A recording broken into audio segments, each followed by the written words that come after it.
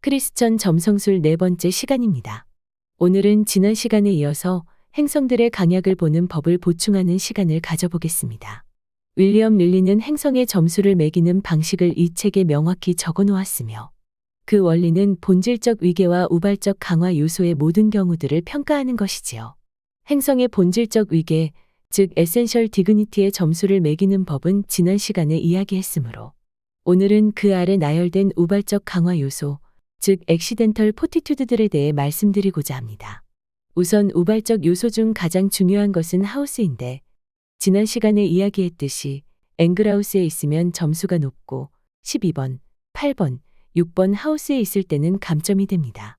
그 다음 보는 것이 순행하느냐 역행하느냐입니다.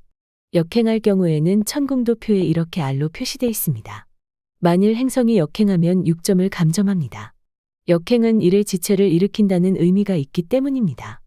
행성의 강약표에서는 이렇게 역행이라는 표시가 나오며 합산표에서 6점을 감점합니다. 그 다음 평균 속도보다 빠를 경우와 느릴 경우인데 빠를 경우에는 플러스 2점, 느릴 경우에는 마이너스 2점입니다. 다음은 오리엔트 위상이냐 옥시덴트 위상이냐를 보는 것인데요. 오리엔트는 태양보다 동쪽, 옥시덴트는 태양보다 서쪽에 있는 것입니다. 즉 오리엔트는 태양보다 먼저 뜨고 옥시덴트는 태양보다 늦게 집니다. 토성, 목성, 화성과 같이 태양보다 속도가 느린 행성은 오리엔트 위상이 있을 때 2점이 추가되고 반면 옥시덴트 위상이 있을 때는 2점이 감점됩니다.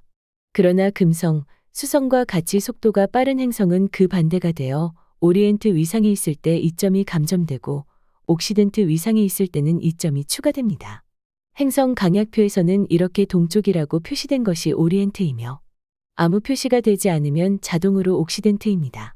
그 아래 보면 달이 차오른 경우와 이질어지고 있는 경우를 따지는데요.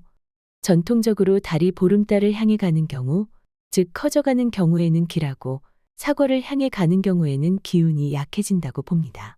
그래서 차오르는 경우 플러스 2점, 이질어지고 있는 경우 마이너스 2점이 됩니다.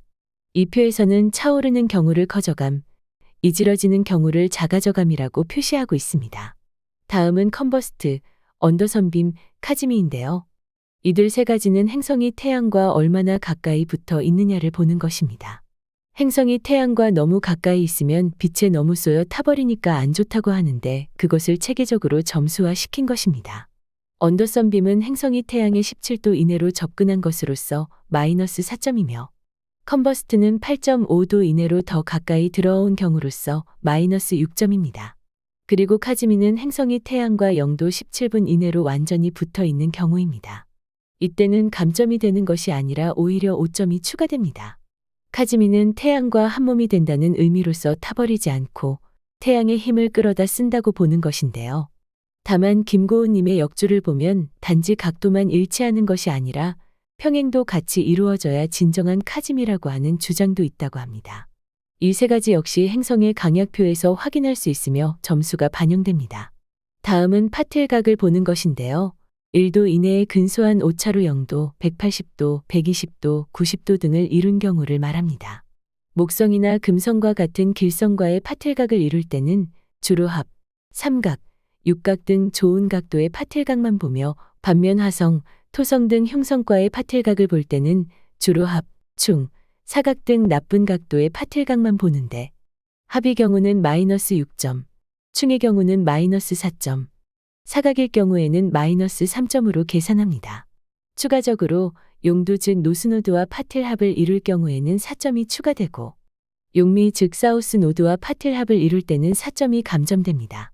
마지막으로 레굴루스, 스피카, 카풋 알골 등 항성과 합을 이루는 경우입니다.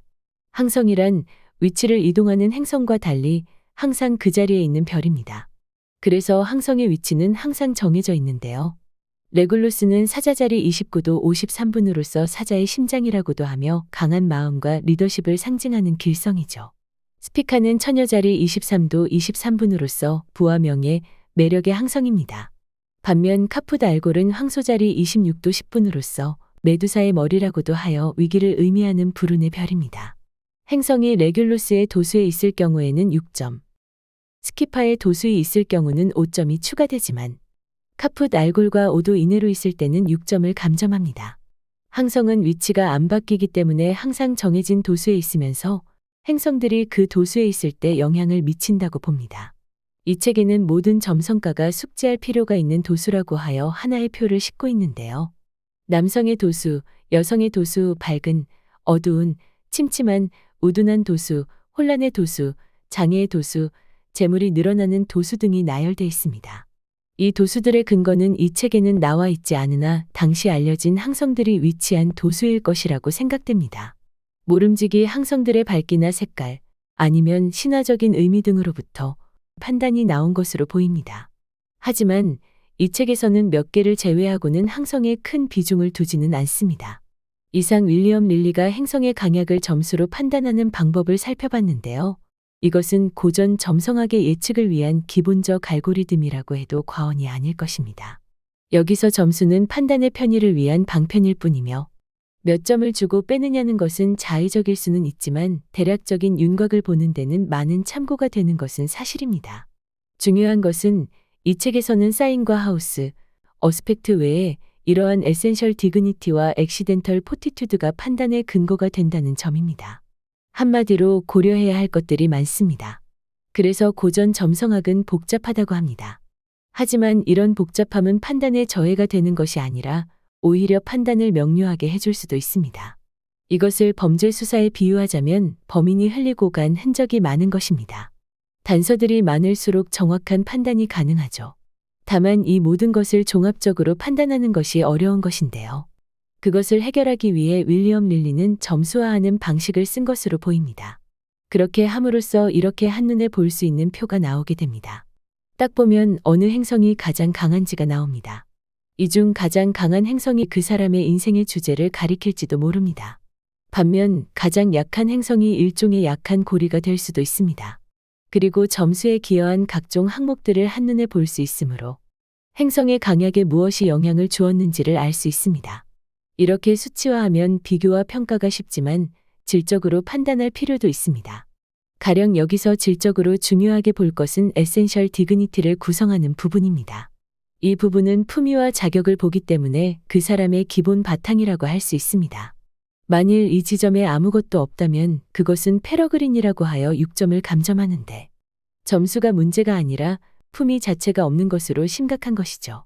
품위가 없다는 것은 그릇이 되지 못한다는 것을 말합니다.